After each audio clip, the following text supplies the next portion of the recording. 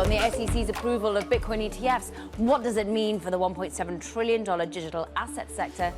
All told, all 11 of these ETFs altogether have traded about 2.8, almost $2.9 billion so far. So really a lot of volume on day one. This is a big listing ceremony today, the launch of crypto ETFs. It'll be the first time in Asia retail investors have a chance to trade cryptocurrency ETFs at spot prices. I see value in having an Ethereum ETF.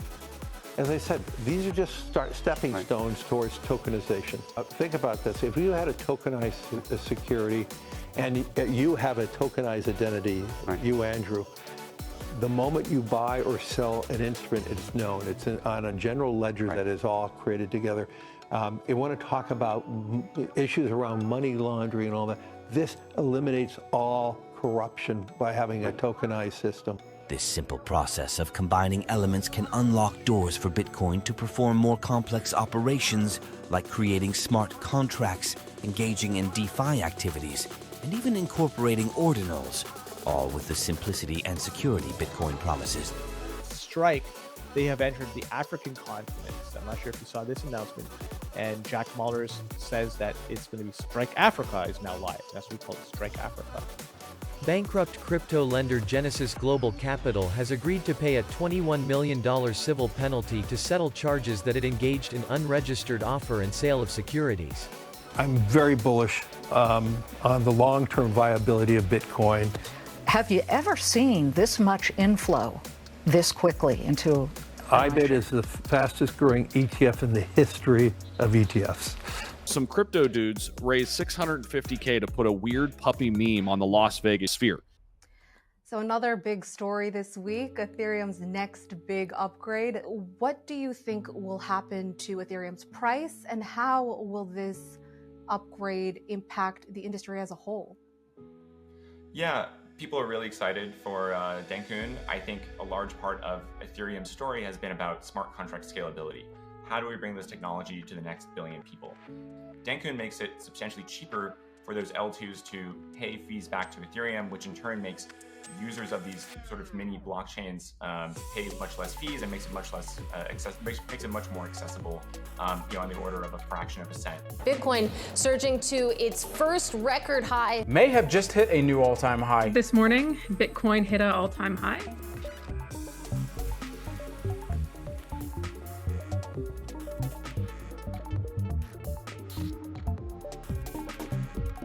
The Bitcoin halving refers to the reduction in Bitcoin block rewards issued to miners by half. At the time of this video, the block reward for miners is 6.25 newly minted Bitcoin that were not previously in circulation. And when the next halving occurs in April 2024, in a few weeks, the block reward will halve or decrease by half, which will give miners 3.125 of newly minted Bitcoin per validated block. Binance founder Changpeng Zhao, better known as CZ, sentenced to 4 months in prison after he pled guilty to money laundering violations last year. So, as our luck would have it, we arrived just in time for the biggest storm in Dubai's history ever. The first ever major crypto bill has passed in the House of Representatives, despite opposition from the SEC chairman, Gary Gensler. Well, this should serve as a wake-up call. We had 2/3 of the House of Representatives vote in favor of clarity for crypto. It creates a legal framework, giving the SEC a proper role and the CFTC a proper role, rather than the conflicting set of regulatory actions that those two agencies have taken over the last 10 years.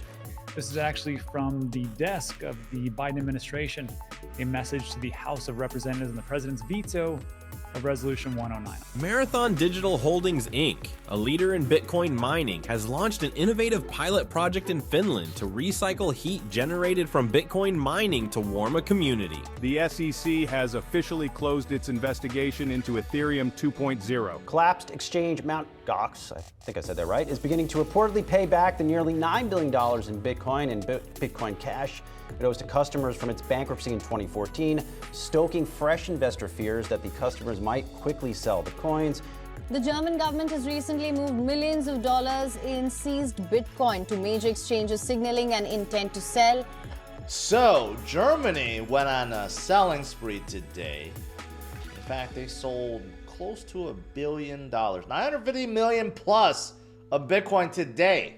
One of India's biggest crypto platforms was hacked. It is called WazirX. It has lost more than $230 million. In the first half of 2024, cryptocurrency thefts through hacks and exploits have surged, highlighting a significant increase in cybercriminal activities within the crypto space. According to a report by TRM Labs, the total amount stolen in these incidents has reached alarming levels, underscoring the ongoing vulnerability of digital assets to sophisticated attacks. Well, here is a downside surprise that's going to catch the market's attention. 114,000 jobs created last month, according to the BLS. That is significantly lower than the numbers John was just giving you for what was anticipated. The unemployment rate, 4.3%. We hit the SOM rule with 4.3%. From the Bank of Japan's monetary policy emerged the infamous yen carry trade. Traders all over the world took the bank's money and ran with it. They borrowed Japanese yen at near zero interest rates and plowed it into anything else that returned some kind of yield. The borrowed funds were funneled into everything from tech stocks to Mexican government bonds and, of course, Bitcoin. And now moving to Asia, Bhutan, the Himalayan kingdom known for prioritizing happiness over wealth, has quietly emerged as a major player in the cryptocurrency world. With $780 million worth of Bitcoin, which is nearly a third of its GDP, Bhutan has become the fourth largest government holder of Bitcoin. Congress needs to regulate this and weigh in. You know, some of the problem has been that the SEC has said, well, we have all the tools we need to regulate it.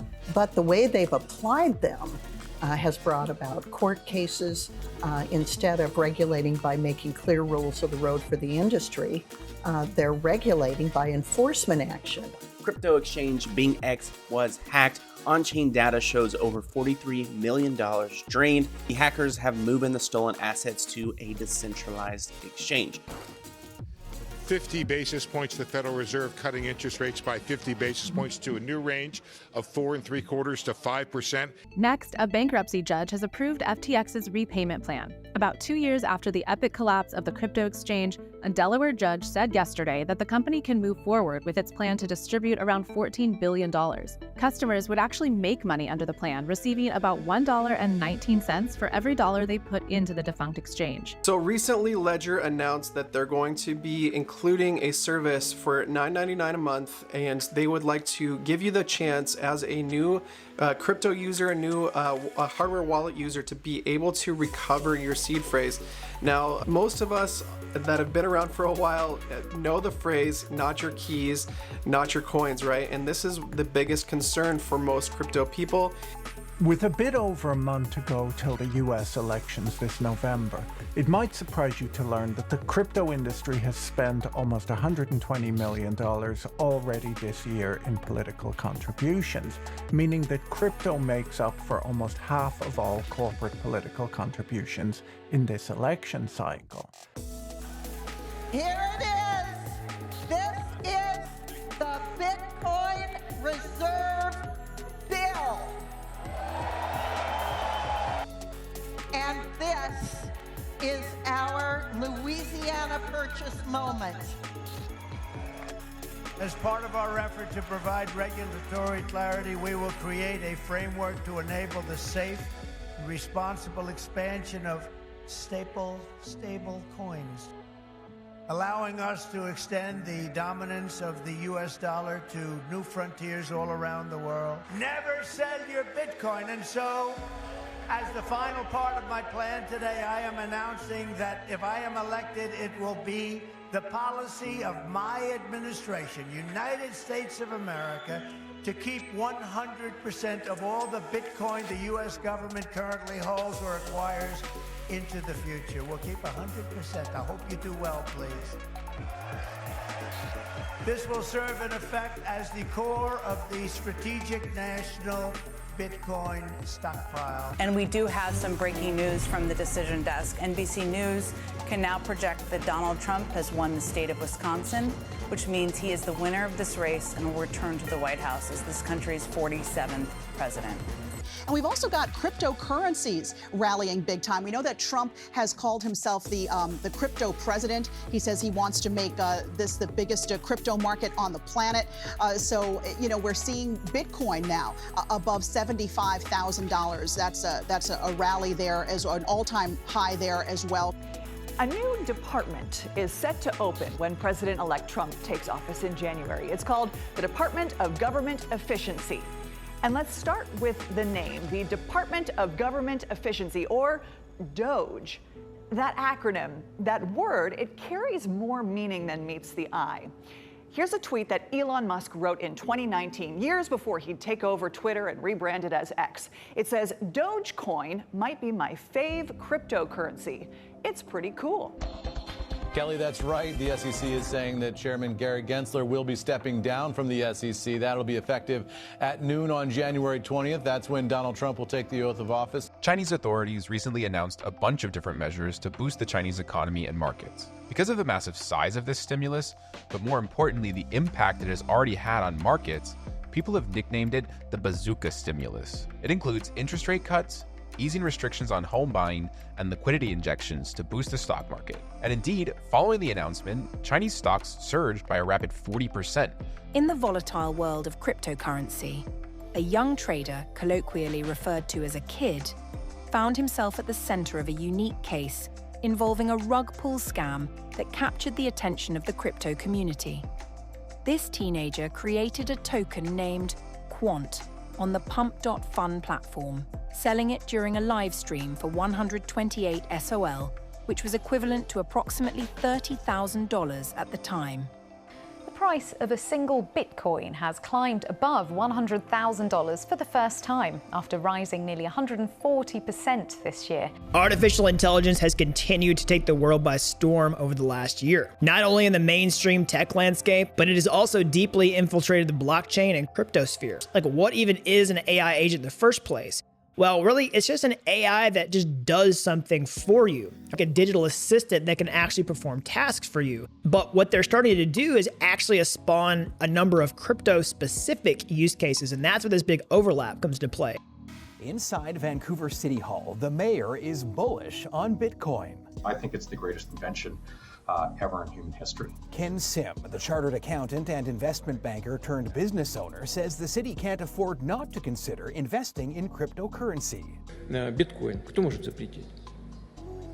Никто. А использование других электронных средств расчета кто может запретить? Никто, потому что это новые технологии.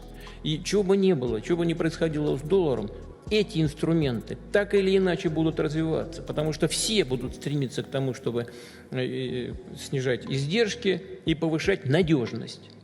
Microsoft has rejected Bitcoin. You know what, Microsoft? Bitcoin doesn't need you anyway. We got BlackRock, we got Sailor, we got Bhutan, man, and Oman and the UAE and everybody else in the damn world stack, and you're missing out, Microsoft. The United States of America is planning to buy 1 million Bitcoin.